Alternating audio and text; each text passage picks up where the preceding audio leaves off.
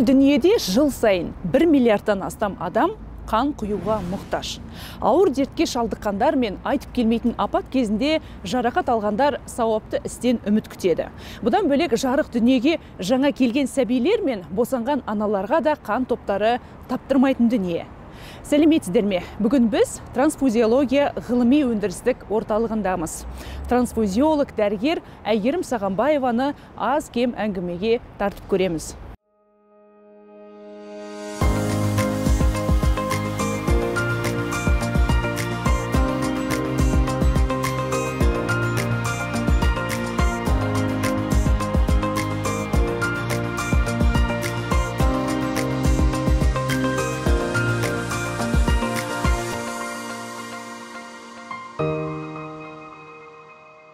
Әйгерім Қабдуахитқызы, әдетте қанды құюға кімдер мұқтаж болады?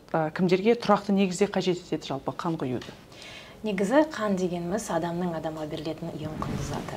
Күнделікті күрделі операциялар өтеді. Күйік жарақаттарынан,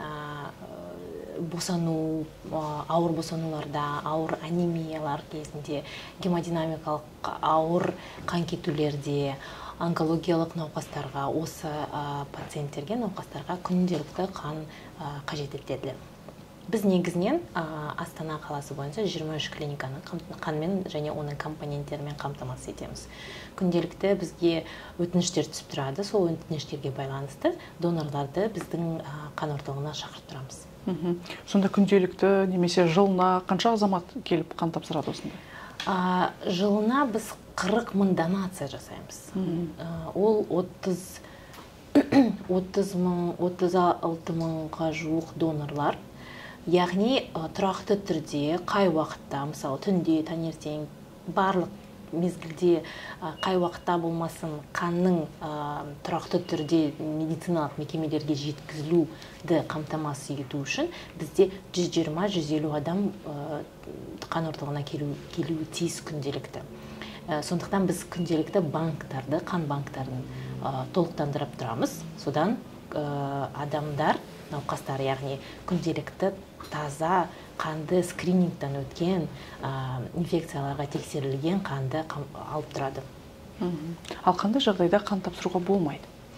Бізде уақытша және тұрақты шектетулер бар. Мысалы, тұрақтыға егер гепатит Б, С, АИТВ ауруымен, мерезбен ауырса, лишманиоз, эхинококкоз, немесе бронхоэктатикалық аурулар, жүрек қандамыр жүйесі бойынша ол артериялық гипертензия 2-3 степені, миокардиттер, эндокардиттер, сосын қатерлі ісіктермен ауырса, ондай адамдарға тапсыруға болмайды. Негізі ол тізім приказде бар, немесе біздің сайттарда бар, ол үлкен тізім. Дағы уақытша бар. Уақытша, мысалы, егер алкогольдік ішімдікті ішсе, 48 сағат, яғни 2 күндей уақыт өту керек. Немесе аспирин ішсе 3 күн өту керек, антибиотиктер ішсе 2 жұма өту керек. Гриппен ауырса 2 жұма, егер ангинамен ауырса 1 ай өту керек. Немесе қазір татуировкалар, хиджамалар жасайды, акупунктуралар жасайды, олар 4 ай өту керек. Егер әйел адам босанса 1 жыл өту керек. Яғни тізім үлкен, өйткені ең басты қағида максималды науқасқа көмектесу и жаңағы донорға зиян келтірмеу. Сондықтан әрбір донор бізге келген кезде ол электрондық базадан тексеріледі, қарама-қайшылықтар жоқ бекен. Одан кейін медосвидетельствование дейді, яғни ол тексерістен өтіледі. Тегін диагностика дейді, ол лабораторияға барады, одан кейін жаңағы дәрігерге барады. Егер ода қарама-қайшылық болса, біз оны өткізбейміз. Өйткені ең басты ол донордың денсаулығы. Әрине. Ал осы орталыққа келіп, жаңа айтып өттіңіз ғой, мысалы, гепатит анықталып жатса, егер қатерлі ісік болса, осы орталыққа келіп, осы жерден біліп жатқан азаматтар бар ма? Анықталып жатқан. Мұндай жағдайда бар. Ондай бар, иә? Мен айтқандай, біз тегін диагностика. Адам әр 2 ай сайын ба, 3 ай сайын, 6 ай сайын ба, 1 жылына 1 рет, ол ерікті түрде, адамдар ерікті түрде келеді ғой. Ол бізде тегін диагностика өтіп тұрады. Яғни ол келеді, біз оны регистрацияны өткіземіз, базадан тексереміз. Кейбір адамдар болады, бір учетта тұрады, бірақ өздері білмейді. Ондай жағдайларда болады. Біз оған врач, міндетті түрде дәрігер, ол консультация өткізеді, одан кейін медициналық мекемеге жібереміз. Немесе ол келеді, гемоглобинін біледі. Егер гемоглобин төмен болса, біз оған рекомендация береміз. Не істеу керек, қайда бару керек. Биохимиялық анализ бар бізде, аланина мен трансфераза деген, яғни бауырдың қызметін көрсететін көрсеткіштер. Дәрігер сұрауы бойынша не үшін ол көтеріліп тұр. Одан кейін тағы да ұсыныстар беріледі. Егер медициналық мекемеге бару керек болса, онда жаңа консультациядан өтіп, ол кісіге ұсыныс береді. Сізге мында бару керек, өтініш сіздің денсаулығыңыз үшін. Және де біз группа крови, резус фактор, келантикен, соларды анықтаймыз. Егер адам тромбоцитоферезге баратын болса, онда ол жаңағы жалпы қан анализін тапсырады, одан кейін плазмасын алатын болса, онда белокты да анықтаймыз. Яғни ол қосымша тағы диагностика. Содан кейін қан тапсырып болғаннан кейін біз ол қанды тексереміз маркерларға. Бізде гепатит Б, С маркерлері, АИТВ және де мирез деген бар. Тағы да екі маркер бар, ол жаңа анти-HB-кор, анти-HBS деген. Егер өзгерістер болса маркерлер бойынша, біз міндетті түрде ол донорларға звондаймыз, консультацияға келіңіз, және жаңағы келуіңіз керек, біздің центрге келіп кетіңіз деп шақырамыз. Одан кейін келгеннен кейін ол дәрігер консультировать етеді, түсіндіреді, және де направлениясын береді. И ол сол направлениемен, результаттармен медициналық мекемеге барады, яғни аурухана, емханаларға. И сосын өзінің денсаулығын жақсарту мақсатында немесе неге байланысты солай болып қалды деген консультация алып, уже емделу керек болса емделеді, емделу керек болмаса учетта тұрады и тексеріледі. Яғни бұл профилактика ретінде азаматтың өзіне пайдалы, тексеріліп тұрады. Осы Астана қаласын алайықшы, қанның ай сайынғы қажеттілігі қандай жалпы? Жаңа айтып кеткендей, бізде күніне 120-150. Күніне, ол өтініштерге, медициналық мекемелердің өтініштері бойынша біз жұмыс істейміз. Мысалы, бізде арнайы бөлім бар, ол бізге ұсынысты түріп тұрады. Оларға медициналық мекемелер түседі, біз сол медициналық мекемелердің ұсыныстары түскен, сонымен жұмыс істейміз. Яғни менің отделім донор кадрларын жинақтау бөлімі. Біз тікелей донорлармен жұмыс істейміз. Яғни таңертең бізде түсіп тұрады, соған қарай бізде операторлар бар, олар күнделікті қажет донорларды шақыртып тұрады. Сонда нақты бір қан топтарына қарай бір сұраныстар бола ма? Кейде мысалы 4-ші топқа мысалы сұраныс артады деген секілді, сол донорларды шақырасыздар, хабарласып? Бізде негізі қан оның компоненттері жеткілікті, бірақ қазіргі таңда 1-ші, 2-ші, 3-ші қан топтарына көп ұсыныстар түсіп жатыр. Соларға байланысты біз донорларды шақырамыз. Ал бір жағдайды естідім, қан тапсырған кезде, мысалы тұрақты түрде тапсырады, мысалы қанды донор. Бір тапсырған кезде қаны қою болды, ол кісіден алмай қойыпты, сондай жағдайлар жиі кездесе ме? Ондай жағдайда қандай ұсыныстар беріледі? Қараңыз, бізде тонкий вены болады, яғни біздің инелер жай шприцтегі инелер емес, біздің инелер жуан болғандықтан кейбір адамдардың тонкий вены болады. Немесе закупорка болады. Закупорка болған кезде біз донорды жұлқылап, одан мен жаңа айттым, зиян келтірмейміз. Ең басты зиян келтірмейміз. Біз міндетті түрде бұл кісіге айтамыз. Ол егер закупорка болса, қан қою болса, ол суды қабылдауды үлкейту керек. Бізде қазіргі таңда көп адамдарда суды ішу мәселесімен үлкен мәселе. Көп адамдар су ішпейді. Кола ішеді, немесе шай ішеді, қою, концентрированный молоко, сүтпен суды ұмытып кетеді. Хотя біздің организмімізде, ағзамызда әрбір клеткамыз, әрбір ағзамыз судан құралған. Суды біз ішуіміз керек. Күнде қанша литр сонымен ішу керек? Кейбіреу 3 литр дейді, кейбіреу 2 литр дейді. Кейде шамадан тыс көп ішуге болмайды дейді. Да, 1 килограмм 30 миллилитр су ішу керек. Сіздің салмағыңызға байланысты. Бірақ кәдімгі шай құсап ішу керек, оның негізі күнделік таза су, газдалмаған суды ішу керек.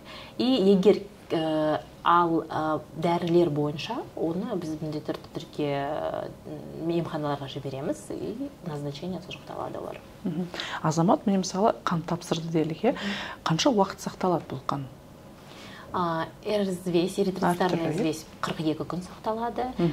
Плазма бізде 3 жыл сақталады, крио 3 жыл, тромбоциттер 7 күнге дейін сақталады. Ал тромбоциттер мысалы детский онкологияларға, оларға күнделікті жаңа тромбоциттер керек, бір күндік сондай. Ал былай тромбоциттер 7 күн сақталады.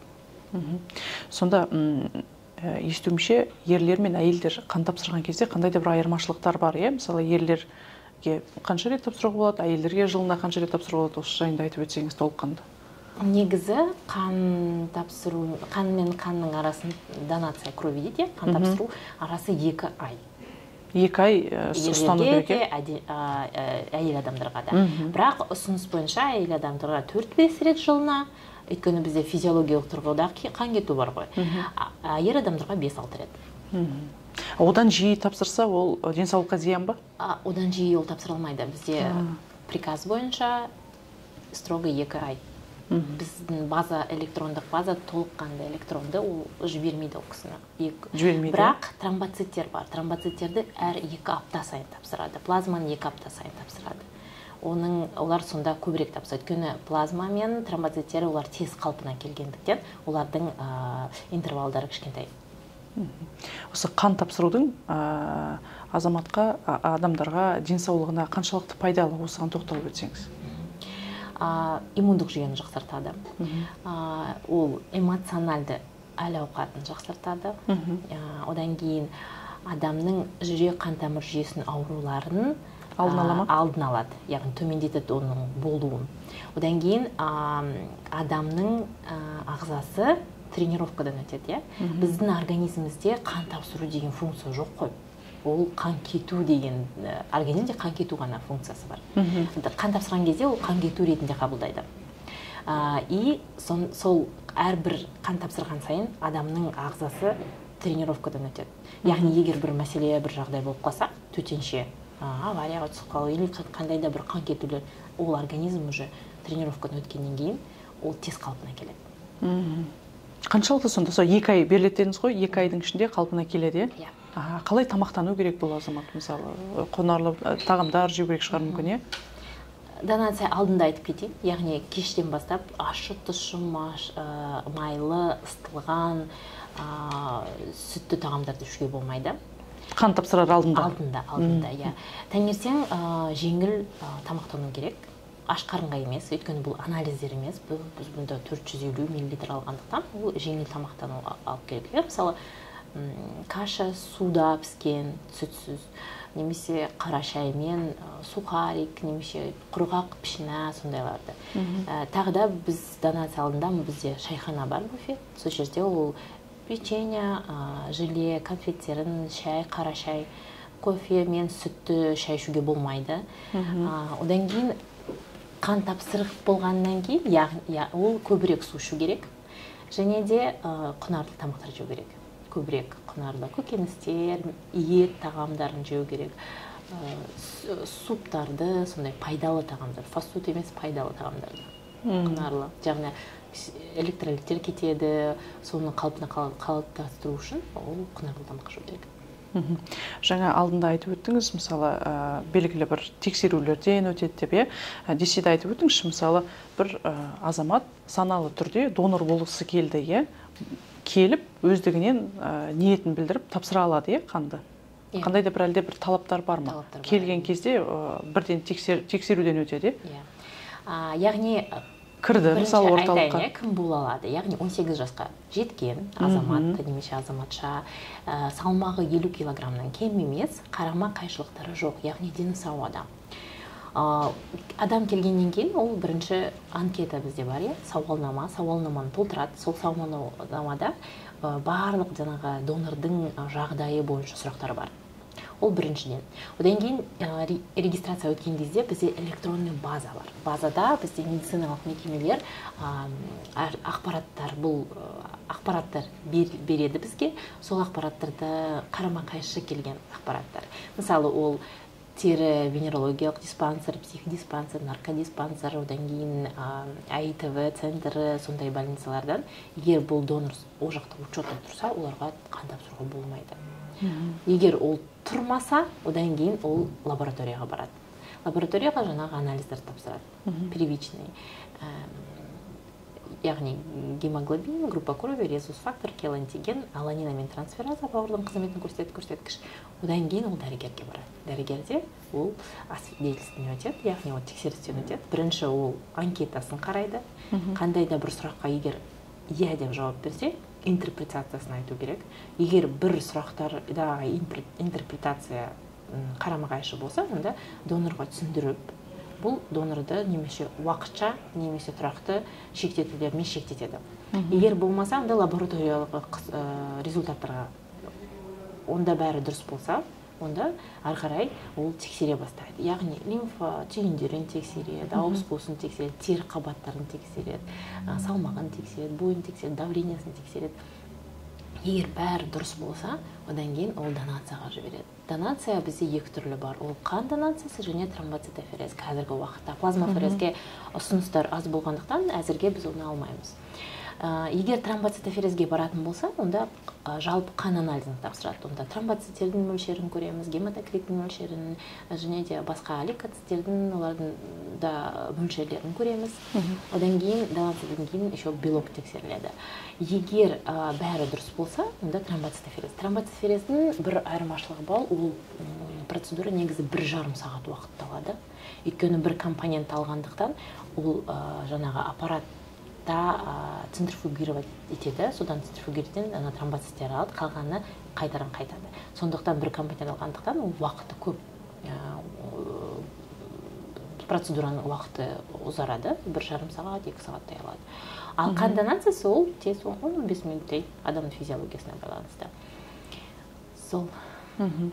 Осы өкінішке қарай кейбір азаматтар мысалы қан тапсырған кезде бір жұқпалы ауруды жұқтырды деп сөйтіп айтылып жатады, иә.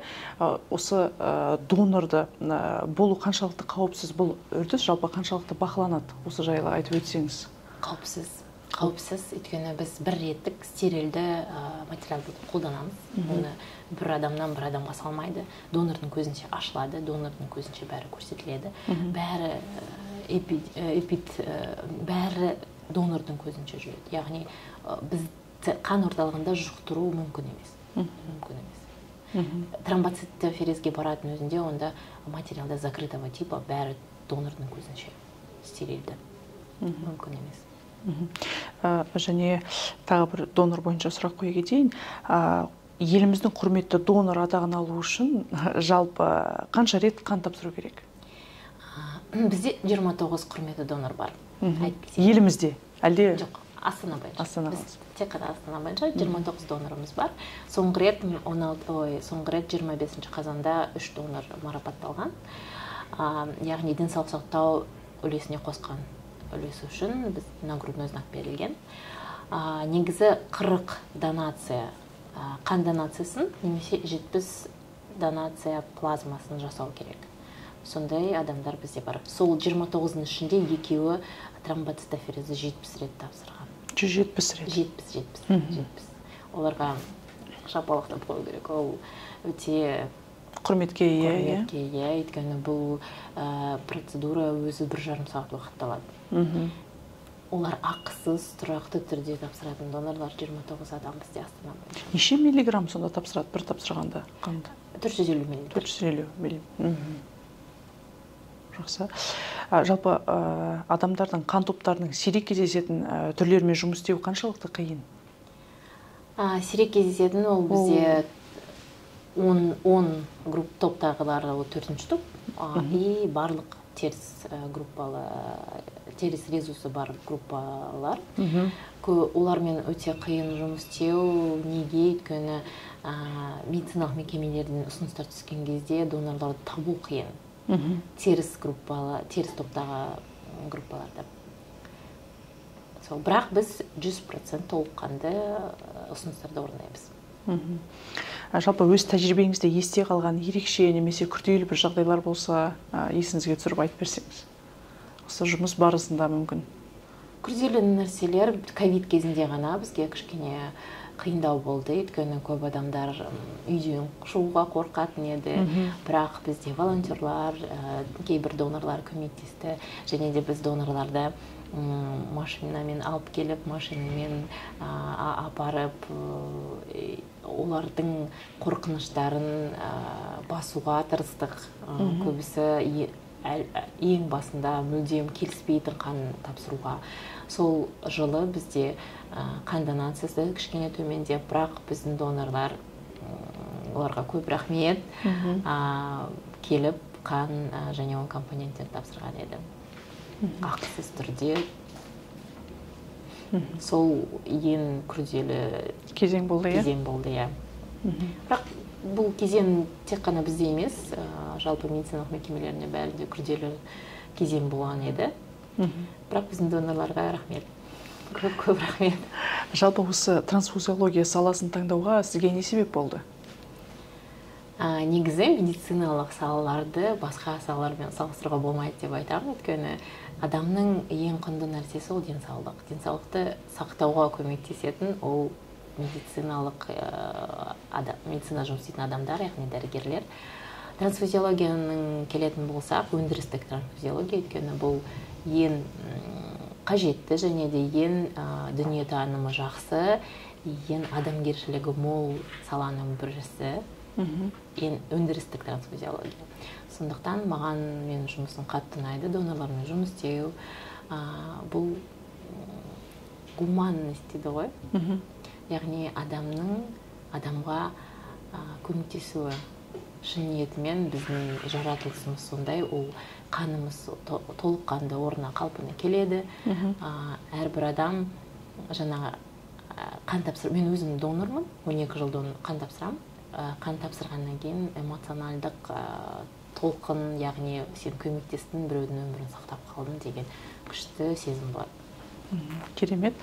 Ал жалпы осы кез келген салада, осы тек медицина саласын айтпасақ та, бір орында тоқтамай даму керек, мысалы жұмыс істеу керек. Сіз өз салаңызда біліктілігіңізді арттыру үшін қандай жұмыстар жасап жатырсыз? Әрине, біз оқуға барамыз, циклдерді өтеміз, конференцияға барамыз, және де командировкада, яғни тәжірибе алмасу басқа мекемелермен, немесе басқа шет елдік мекемелермен тәжірибе алмастырамыз. Сұхбат бергеніңіз үшін көп рахмет. Әйгерім Қабдуахитқызы, жұмысыңыз жемісті болсын. Сізге де көп рахмет. Донорларымыз көп болсын. Сіз де донорлық қатарға қосылыңыз.